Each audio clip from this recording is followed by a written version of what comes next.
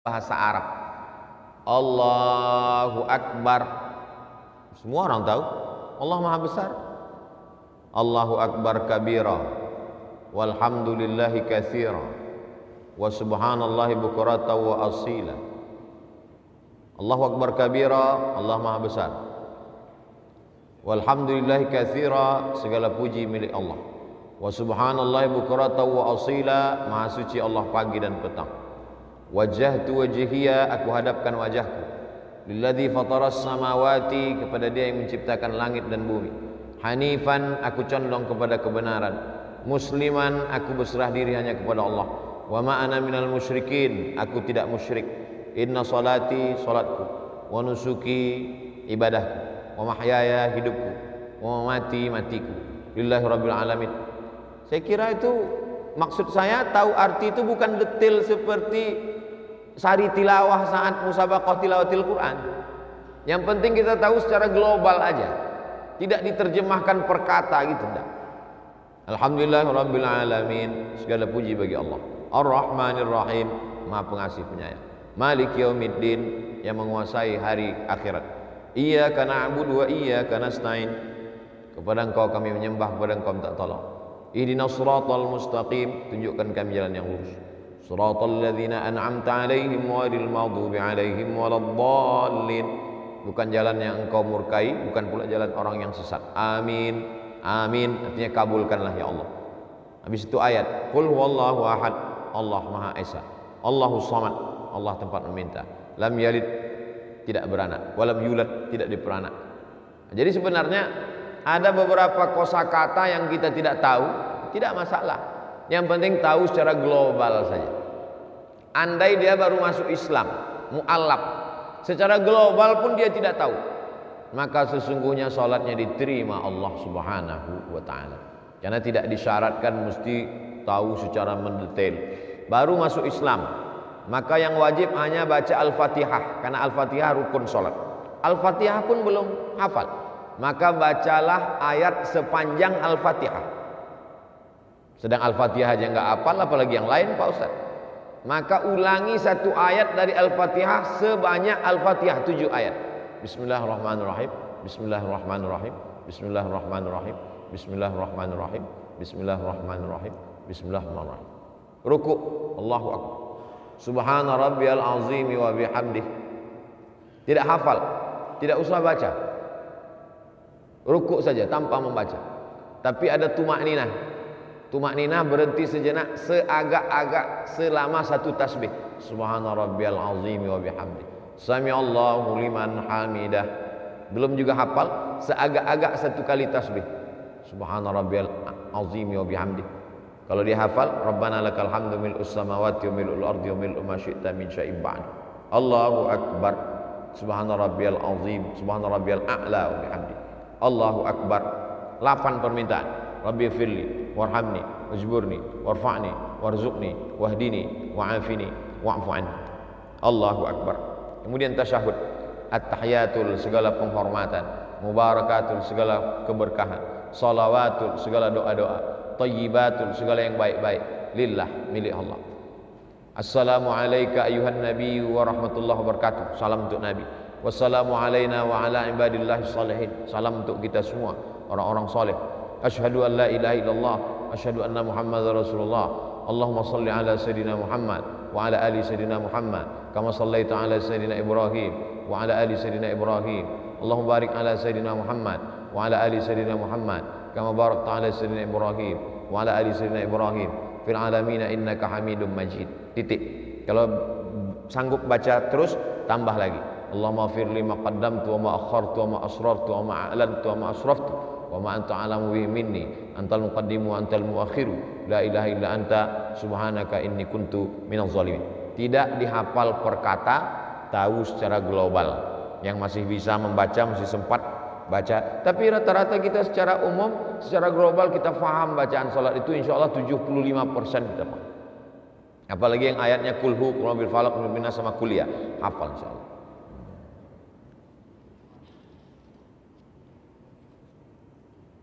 Surat apa yang bisa membuat kita tenang dalam menghadapi permasalahan ujian yang datang? Alam nashrah laka sadrak.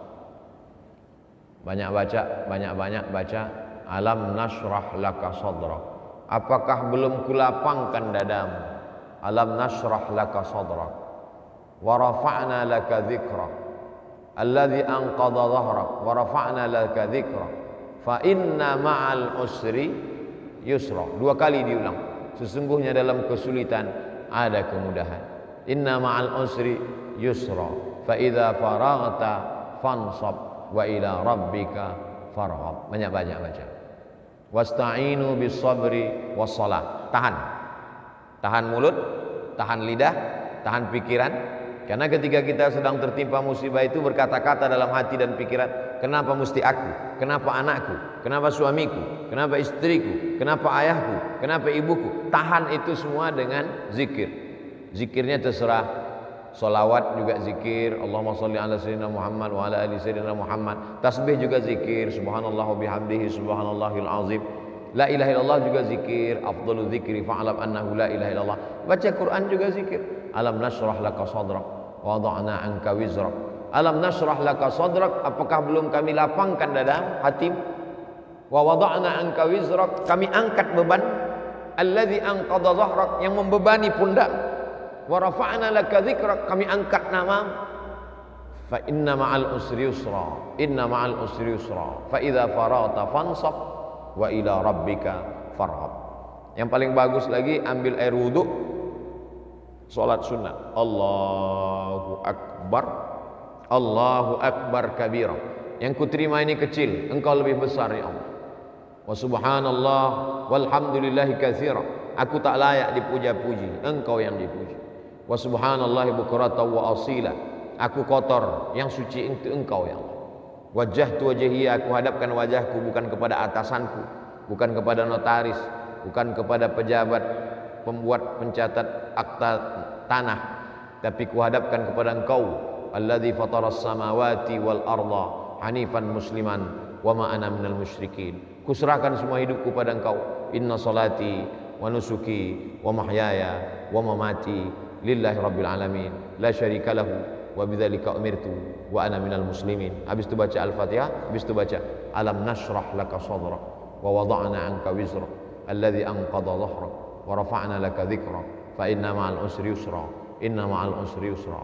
Fa idza faraghta fansab wa ila rabbika farghab. Di saat sujud itu buat sujud sepanjang-panjang selama sujud. Nabi pernah sholat, sujudnya sepanjang ayatnya. Jadi ayatnya panjang, sujudnya juga panjang. Menurut medis juga sehat, karena mengatur turunnya oksigen ke otak.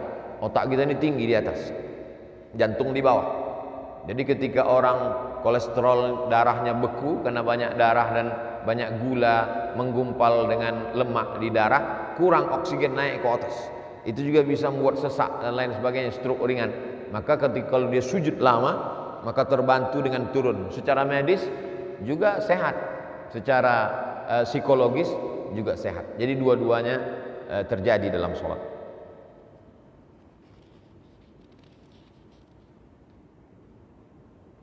Bagaimana jika suami istri tidak pernah sholat? Itu maka dia berjodoh, sama-sama tak sholat. Sementara sudah ada anak, apakah perlu dia pisah? Oh tidak. Jadi dalam Islam prosesnya itu panjang sekali. Jadi mungkin dulu karena sama-sama tidak sholat lalu menikah, sekarang punya anak, sekarang suaminya ikut ngaji lalu sholat, atau istrinya ikut ngaji suaminya enggak sholat, atau sebaliknya. Bagaimana sikap kalau istrinya sholat suaminya belum sholat? Maka ibu punya wali. Wali ibu itu adalah ayah, kemudian kakek, kemudian abang kandung laki-laki, kemudian adik kandung laki-laki, kemudian paman, abang ayah laki-laki, dan adik ayah laki-laki. Mereka memanggil si Fir'aun yang enggak sholat ini, nah, supaya dia dinasehati. Nah, jadi dialog. Bukan ibu yang udah ngaji lalu kemudian pulang menceramahi, bukan. Bukan mentang-mentang ibu udah ngaji, kajian ikatan notaris, lalu kemudian pulang habis pengajian dipanggil suaminya, sini sebentar bang, ya ayyuhalladzina kafaru. Mungkin bahasanya lisannya lisan orang lain, tapi pesannya sampai. Jadi prosesnya itu panjang. Ibu, jangan lupa doa. Bapak juga demikian. Doa silahul mukmin. Doa itu senjatanya orang beriman. Potong-potongan video Ustadz Somad, Ustadz Adi Hidayat, Agim, para asatis kiai-kiai kita kirimkan tentang tidak sholat.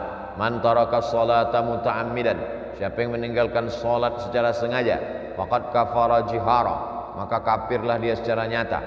Jadi usahanya macam-macam. Ada nasihat langsung, ada nasihat tidak langsung, ada doa. Tapi kalau sampai dia mengeluarkan statement, dia katakan, menurut saya sholat itu buang-buang waktu saja dan tidak relevan dengan zaman, itu berarti dia murtad. Maka kalau suami murtad, menurut hukum Islam otomatis dalam Islam salah satu pihak murtad itu otomatis putus. Tanpa dia ucapkan tolak, otomatis putus. Ya, namanya fasah. Kalau dalam hukum Islam namanya fasah, pembatalan pernikahan oleh hakim. Jadi hakim mengeluarkan surat bahwa pembatalan pernikahan. Tapi kalau dia cuma mengatakan saya sebetulnya mau sholat, cuman ya nantilah kalau udah pensiun, nah itu masih belum murtad. Dia baru sebatas fasik. Papa kapan sholat? Nanti lama.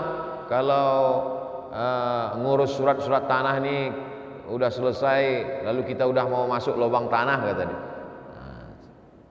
Dia belum kafir, masih fasik. Orang fasik itu belum sampai kepada level kafir, belum murtad.